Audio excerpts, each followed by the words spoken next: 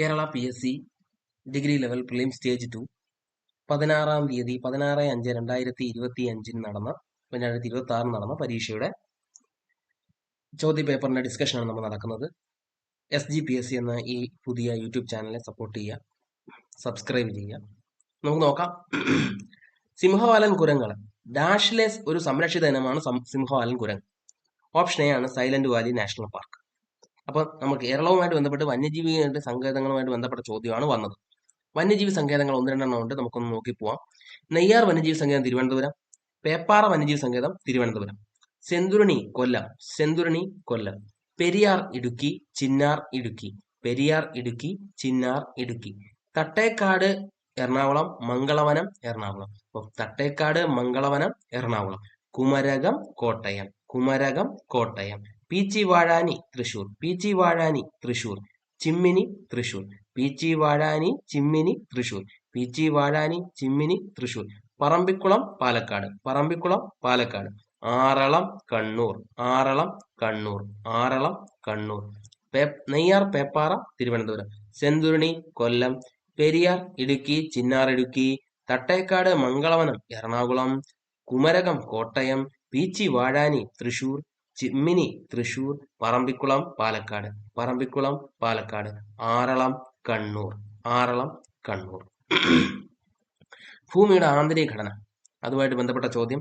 ഭൂമിയുടെ ആന്തരിക കാമ്പിൽ അടങ്ങിയിരിക്കുന്നത് ഓപ്ഷൻ സിയാൽ, സീമ, നിഫെ, നിയാൽ. നിഫയാണ് അടങ്ങിയിരിക്കുന്നത്, NIFE എന്ന് പറഞ്ഞാൽ കാമ്പ് അഥവാ കോറിനെയാണ് നമ്മൾ NIFE എന്ന് പറയുന്നത്.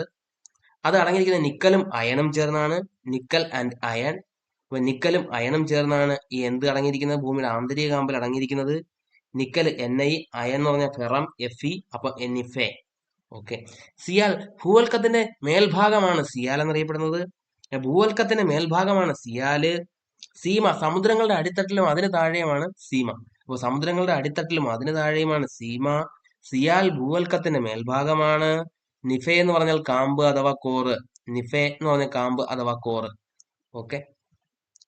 രണ്ടാം പഞ്ചവത്സര പദ്ധതിയുമായി ബന്ധപ്പെട്ട ചോദ്യം. മഹലനോബിസ് മാതൃകയെ അടിസ്ഥാനമാക്കിയുള്ള രണ്ടാം പഞ്ചവത്സര പദ്ധതി ഊന്നൽ നൽകിയത് ഖന വ്യവസായങ്ങളുടെ വളർച്ച, അതായത് ഹെവി ഇൻഡസ്ട്രീസ്. വ്യവസായത്തിന് പ്രാധാന്യം നൽകിയ പദ്ധതി രണ്ടാം പദ്ധതി. ഓക്കെ. രണ്ടാം പദ്ധതി പ്രാധാന്യം നൽകിയത് ഇൻഡസ്ട്രീസിന്. ഹെവി ഇൻഡസ്ട്രീസ് അഥവാ ഖന വ്യവസായങ്ങളുടെ വളർച്ച. രണ്ടാം പദ്ധതി അറിയപ്പെടുന്നത് മഹലനോബിസ് മോഡൽ എന്നാണ്. ഓക്കെ. അടുത്ത പണസ്റ്റോക്ക്, ദ്രവ്യത, ലിക്വിഡിറ്റി.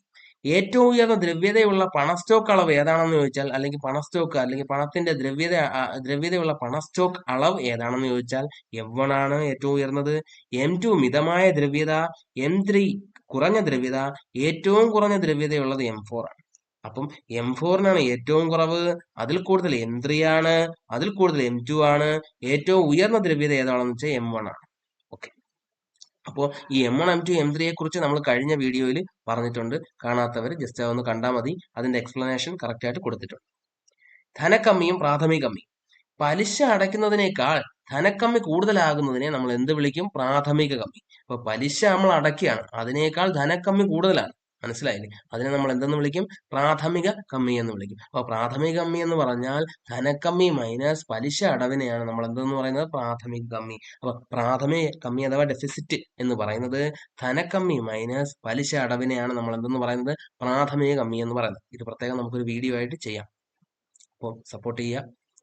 റെയിൽവേ കിഴക്ക്, അതായത് ഈസ്റ്റേൺ റെയിൽവേയുടെ ആസ്ഥാനം കൊൽക്കത്തയാണ്. കുറച്ച് റെയിൽവേ സോണുകൾ നോക്കിപ്പോ. റെയിൽവേ സോണും അവയുടെ ആസ്ഥാനം. മധ്യ റെയിൽവേ, സെൻട്രൽ റെയിൽവേയുടെ ആസ്ഥാനം മുംബൈ CST. കിഴക്ക് റെയിൽവേ കൊൽക്കത്ത, വടക്ക് റെയിൽവേ ന്യൂഡൽഹി, തെക്കൻ railway southern railway Chennai.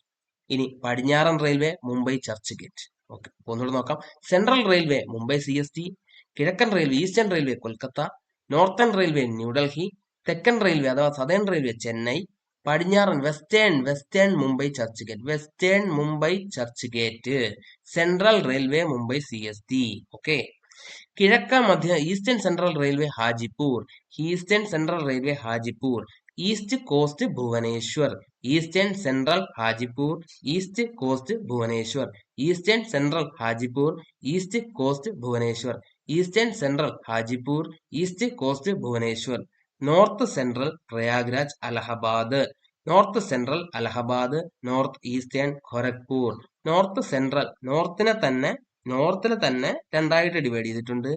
North central Prayag Allahabad, north eastern Gorakhpur. North central Allahabad, north eastern Gorakhpur. അപ്പം central railway Mumbai, eastern railway Kolkata, northern railway New Delhi, southern railway Chennai, western Mumbai Churchgate. Okay. Eastern central Hajipur, east coast Bhubaneswar Odisha. North central Allahabad, north eastern Gorakhpur. Okay. ഉപഭോക്തൃ സംരക്ഷണ നിയമം. ഉപഭോക്തൃ സംരക്ഷണ നിയമങ്ങൾ പ്രധാനമായും ഏത് വിപണി പരാജയം പരിഹരിക്കാൻ, വിപണിയിലെ ഏത് പരാജയം പരിഹരിക്കാനാണ് ഉപഭോക്തൃ സംരക്ഷണ നിയമങ്ങൾ പ്രധാനമായും ലക്ഷ്യമിടുന്നത്. അത് വിവര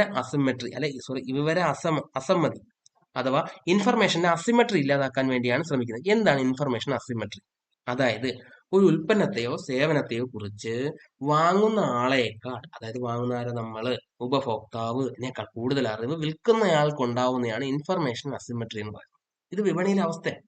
അപ്പൊ ഇതിനെ കുറിച്ച് എന്ത് വേണം? ഉപഭോക്താക്കൾക്ക് കൂടുതൽ അറിവ് പകർന്നു കൊടുക്കണം. അപ്പം ഇൻഫർമേഷൻ അസിമെട്രി അഥവാ ഒരു ഉൽപ്പന്നത്തെയോ സേവനത്തെയോ കുറിച്ച് വാങ്ങുന്ന ആളെക്കാൾ വാങ്ങുന്ന ആളായത് ഉപഭോക്താവ്, നമ്മളെക്കാൾ കടക്കാരന് അഥവാ വിൽക്കുന്ന ആൾക്ക് ഉണ്ടാകുന്ന അറിവ് കൂടുതലാകുന്ന അവസ്ഥയാണ് അതാണല്ലോ, അങ്ങനെയുള്ള അവസ്ഥയാണ് ഇൻഫർമേഷൻ അസിമെട്രി എന്ന് പറയുന്നത്. ഇപ്പൊ ഇൻഫർമേഷൻ അസിമെട്രി നമുക്ക് എല്ലായ്പ്പോഴും അങ്ങനെ തോന്നാറുണ്ട്. അപ്പൊ ഇൻഫർമേഷൻ അസിമെട്രി എന്ന് പറയുന്നത് അതാണ്. ഈ അറിവില്ലായ്മ മുതലെടുത്ത് നമ്മൾ ഉപഭോക്താക്കൾ വഞ്ചിക്കപ്പെടാതിരിക്കാൻ കൃത്യമായ വിവരങ്ങൾ ലഭ്യമാക്കാനുമാണ് നമ്മൾ അതായത് ഈ ഉപഭോക്തൃ സംരക്ഷണ നിയമം പോലെയുള്ള നിയമങ്ങൾ ഉപയോഗിക്കുന്നത് അല്ലെങ്കിൽ ഉപയോഗപ്പെടുത്തേണ്ടത്. ഓക്കെ.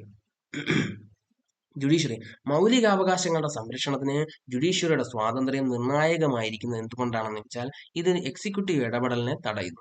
അപ്പോൾ മൗലികാവകാശങ്ങൾ സംരക്ഷണത്തിന് ജുഡീഷ്യറി ജുഡീഷ്യറിയുടെ സ്വാതന്ത്ര്യം എന്താണെന്ന് വെച്ചാൽ ഇത് എക്സിക്യൂട്ടീവ് അഥവാ എക്സിക്യൂട്ടീവ് എന്ന് പറയുന്നത് നമ്മുടെ ഭരണകൂടത്തിന്റെ അനാവശ്യമായ ഇടപെടലുകൾ നമ്മുടെ സ്വാതന്ത്ര്യത്തിൽ വരികയാണെങ്കിൽ, മൗലികാവകാശങ്ങളിൽ വരികയാണെങ്കിൽ ജുഡീഷ്യറി അതിൽ ഇടപെടും. ഓക്കെ.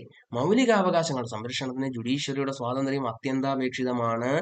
ഇത് ഭരണകൂടത്തിന്റെ അഥവാ എക്സിക്യൂട്ടീവിന്റെ അല്ലെങ്കിൽ ഭരിക്കുന്ന ഭരണകൂടത്തിന്റെ, നമ്മൾ തെരഞ്ഞെടുത്തു വിടുന്ന ഭരണകൂടത്തിന്റെ അനാവശ്യമായ ഇടപെടലുകളെ തടയുകയും ഭരണഘടന ഉറപ്പു നൽകുന്ന അവകാശങ്ങൾ ജുഡീഷ്യറി നമുക്ക് വേണ്ടി സംരക്ഷിക്കുകയും ചെയ്യുന്നു. അപ്പോ മൗലികാവകാശങ്ങളുടെ സംരക്ഷണത്തിന് ജുഡീഷ്യറിയുടെ സ്വാതന്ത്ര്യം എക്സിക്യൂട്ടീവിന്റെ ഇടപെടലിനെ തടയുന്നു. മനസ്സിലായല്ലോ? ഓക്കെ ആണല്ലോ? ഇനി നോക്കിക്കോ, അടുത്തത് നിയമനിർമ്മാണ ഉദ്ദേശത്തെ പ്രവർത്തന നയമാക്കി മാറ്റുന്നതിൽ എക്സിക്യൂട്ടീവിന്റെ പങ്ക് എന്താണ്?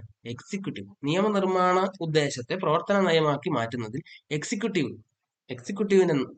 എന്താണ് ചെയ്യുന്നത്? അവർ നയങ്ങൾ നിർവഹിക്കുന്നു. മനസ്സിലായാലും അവർ പോളിസികൾ ഇംപ്ലിമെന്റ് ചെയ്യുന്നു. അപ്പൊ നിയമനിർമ്മാണ ഉദ്ദേശത്തെ പ്രവർത്തന നയമാക്കുന്നത് എക്സിക്യൂട്ടീവ് എന്ത് ചെയ്യുന്നു? അവർ നയങ്ങൾ നിർമ്മിക്കുന്നു അഥവാ പോളിസികൾ ഇംപ്ലിമെന്റ് ചെയ്യുന്നു.